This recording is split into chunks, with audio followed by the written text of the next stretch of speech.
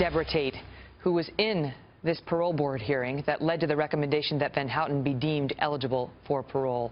Thank you so much for being here, Deb. Thank you. So your sister Sharon was brutally murdered by Manson and his so-called family. And this woman, who's now facing the likelihood of parole, was also convicted of conspiring in that murder, in addition to the double murder that she participated in we just discussed there. Absolutely correct. You were in the hearing. How did they get to the point where they felt she should be paroled? She has a master's degree. She's very well educated. She's used the rehabilitation program to its very best. In that way, she looks great on paper. I'm not so sure that anybody that's capable of doing things like that, that is plunging a knife deep into someone's body 14 times, can ever be rehabilitated from that. There's a mean and dark and ugly side. And mind you, she did that after knowing full well what the carnage was the night before at my sister's house. Because they happened one day after the other. Correct. And she's admitted that she put a pillow over her victim's face, that she wrapped around a lamp cord, and that she heard the guttural murder of Absolutely. the husband in the other room, and then she went ahead and plunged the knife into her victim herself. However, you know her defense now, which is, I don't offer any excuses. I'm deeply ashamed. She says she was under the control of this madman, and that she had never committed a violent crime ever before that moment. I'm not sure I buy the under the influence of a madman. There were many Manson family members that chose not to participate in murder, creepy crawlies. That was the act of going into people's homes in the middle of the night.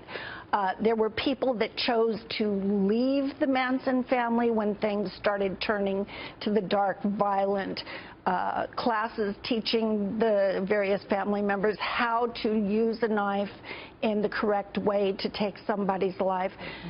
If she wanted to go, she could have gone. This is a upper middle class young woman who graduated and had a good set of skills that she could have started a life with, and her father provided a great life. She was on LSD, and now they seem to be focused on her model behavior as a prisoner, that she's gotten a bachelor's and a master's, and she's educated other women in the prison with self-help programs. They basically say that, you know, they are buying her contrition and that she would pose no danger to the public.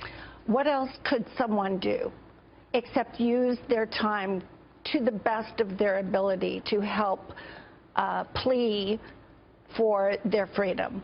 That's exactly what the system's designed for. Do you think she's a danger, or is it more about punishment? No, I absolutely believe in the bottom of my heart that this woman is fully capable of being a danger to society. If not actively taking part in that act of murder again, at least in the way that she influences young people's minds. The Manson family has more followers today than they ever did through the internet. There's an organization called ATWA, which stands for Airs, Trees, Water, and Animals.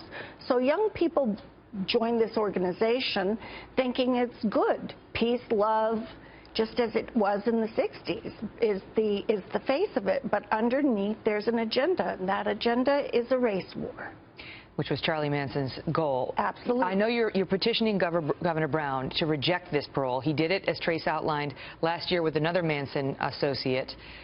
What do you feel your odds are, given that he's already rejected parole in another Manson case? Do you think that makes it more or less likely in this case? I'm hoping and praying that he does the same thing and rejects. However, I would like to implore that the public go to NoParoleForMansonFamily.com and sign the petition to let the politicians know how we feel. Debra, it's great to see you. Thank you for being here. Thank you.